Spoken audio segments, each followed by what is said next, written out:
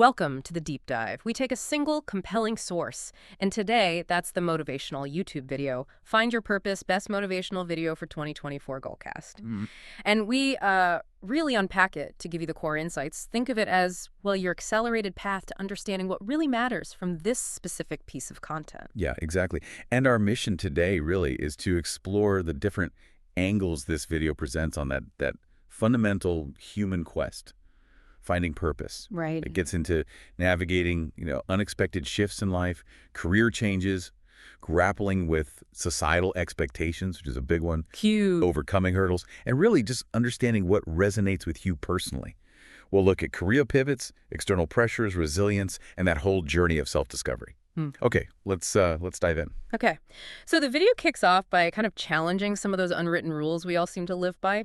The speaker questions these timelines, career changes at certain ages, when you should get married. And he asks, who comes up with this stuff? Yeah, it really makes you stop and think, doesn't it? Where do these ideas come from? Exactly. It resonates, that feeling of being boxed in. It does. And it's interesting how we internalize them, even when they don't fit our own lives. Maybe a useful thing for you listening is to think about, say, 3 shoulds you feel pressured by. Good idea. Like career goals by X age or relationship milestones. And just ask, where did that come from? Is it actually valid for me? Right. The video gives some, pretty striking examples of people going way off the conventional path. A PE teacher becoming something totally new, someone trying telemarketing briefly, another person applying to be a funeral director. Really unexpected shifts. It shows how nonlinear paths can be, yeah. And then it focuses on that noise, the influence of, family, parents, friends, society. The speaker shares his own story, being told his options were basically doctor, lawyer, or failure. Wow. That's intense pressure. It really is. Yeah. And it shows how those external narratives can shape how we see ourselves, our worth. He felt like he'd be seen as a failure by those standards, no matter what he actually achieved later. That's a powerful point. Does that mean all external standards are bad, though? Or is it more about finding a balance? Acknowledging norms, but staying true to yourself? That's the million-dollar question, isn't it? And it leads right into the video's next point, having the courage to choose a different path, even when it feels, risky. And his personal story there is pretty dramatic, deciding to become a monk for 3 years. Yeah, I mean, imagine that. Turning down corporate jobs, shaving your head, living totally differently, all because he wanted something more meaningful. He wanted to, impact the world positively. It's a stark example of prioritizing that inner sense of purpose over, say, conventional success.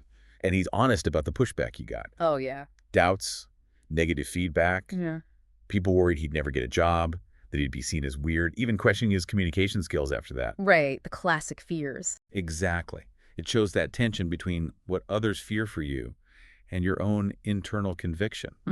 I like how he put it, dropping out with the rules people told me, a conscious rejection. Then the video takes this interesting turn on the whole follow your passions advice. Yeah, I like this part. Instead of just waiting for passion to find you, he says, invest in your passion. Right. It's active. Yeah. Actively build skills, learn, get mentored, become the best you can be at the thing you care about.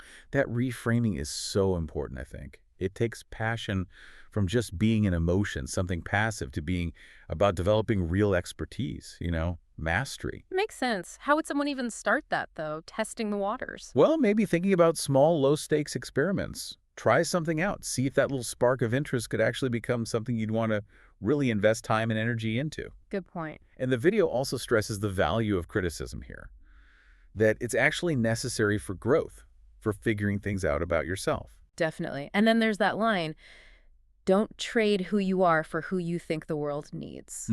Followed by the world needs you to do you.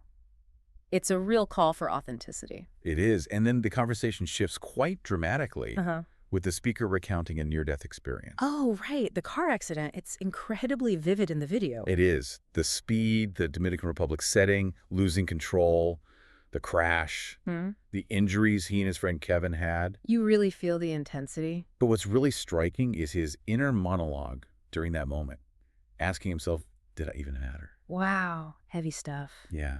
And then seeing flashes of loved ones, happy memories, followed by these really deep questions. Did I love openly and honestly and completely? Exactly. And realizing in that instant that he wasn't happy with his life as it was.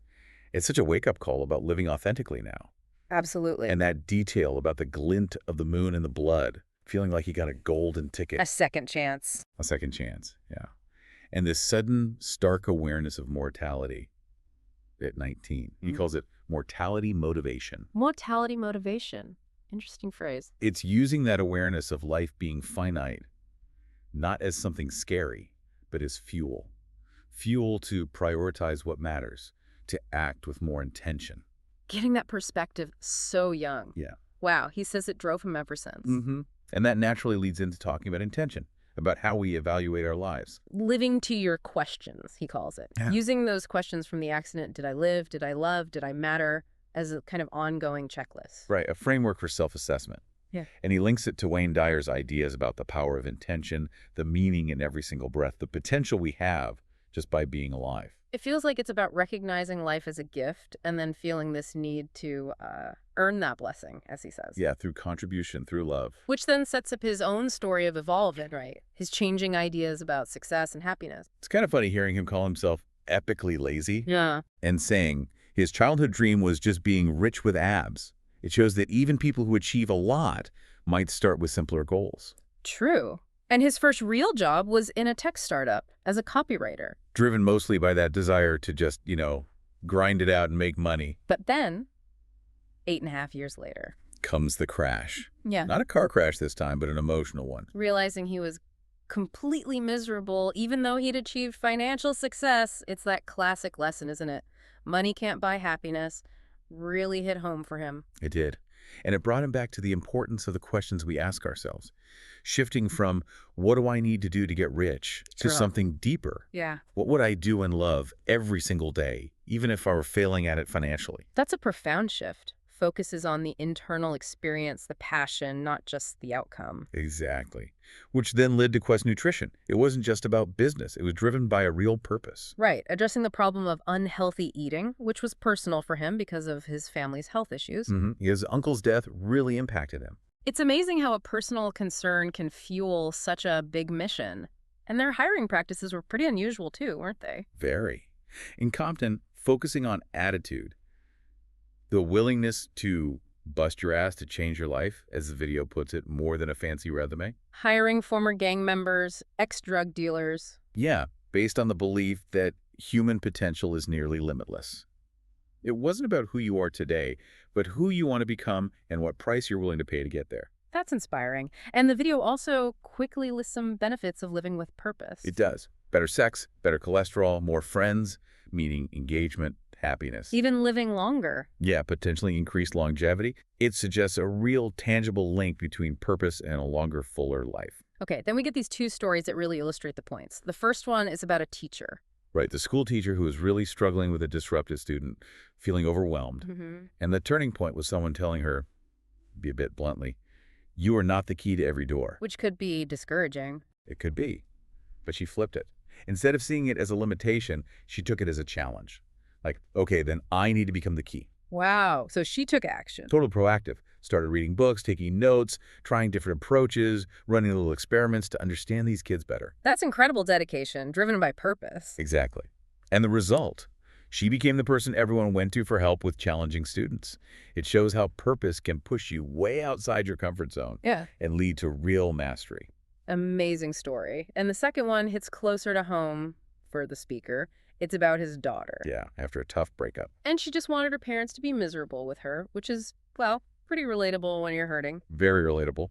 But her dad, the speaker, gently nudged her differently, asking if she was problem-solving a purpose finder.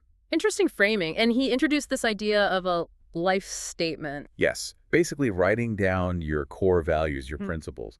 Her reaction was initially skeptical, like, you just read this when you feel bad. Huh. Yeah, sounds like a teenager. But she did it. She worked on it, rewrote it, made it her own. And the speaker calls that the first miracle, that he didn't have to just soak up all her pain. Okay, so what happened next? Well, the ex calls, she writes this really vulnerable letter, but decides not to send it. And her roommate reads the life statement and is really moved by it. But the biggest thing was her own realization. She suddenly understood what he thinks doesn't matter. That's the shift. Exactly.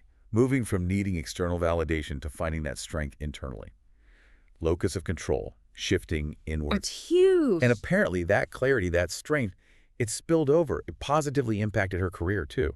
Shows how finding purpose in one area can lift everything else. It all connects, so the video kind of brings it together, saying we're basically wired for this. Yeah, you and I are designed to be purpose-seeking mechanisms. That drive for meaning is just part of being human, it suggests. And all our experiences, good and bad, they're like teachers, helping us figure out that purpose. That's the idea. They guide us, help us learn what truly matters to us individually. It just leads into that incredibly powerful story about Petty Officer Mike Mansour. Oh, man. Yeah, that one's intense. The grenade hitting his chest, and he had a clear way out. But he didn't take it. He jumped on the grenade to save his teammates. Just unbelievable sacrifice, knowing he was doing it so his two brothers could both go home. It's profound. Yeah. It really speaks to the depth of commitment possible when you're dedicated to something beyond yourself to your team. And the video links this to the Navy SEAL mindset, that intense focus, commitment, fitness, mental toughness. Mm-hmm. And boils it down to some undeniable truths learned in those extreme situations. Like what? Like fear is always there, you just have to embrace it. Yeah. Self-confidence isn't static, you have to forge it every single day. Okay. Living with purpose gives you momentum, and crucially, nobody does it alone.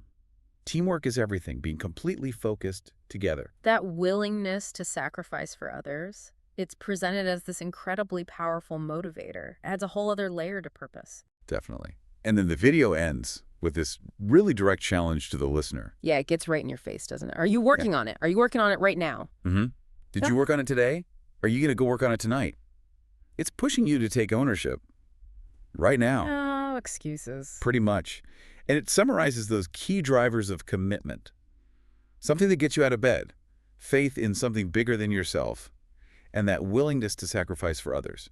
So wrapping up this deep dive, we've seen so many facets of finding purpose here. Challenging norms, making radical choices, investing in passions, learning from really tough times. And the power of selflessness, teamwork. It's a real mosaic of stories and ideas about how people find their way. It really is. This video offers a lot to think about, different ways people have navigated life and found what matters to them. A rich tapestry, definitely. Compelling stuff. So maybe a final thought for you listening. Think about those different paths to purpose shown in the video. You know, the one born from adversity, like the accident, the one from a conscious choice, like becoming a monk, or the one rooting in commitment to others, like the SEALs. Do any of those resonate more strongly with your own life, your own experiences or aspirations? And maybe more importantly, what's one small thing, just one tiny intentional step you could take today, or maybe tomorrow, to explore your own sense of meaning just a little bit further?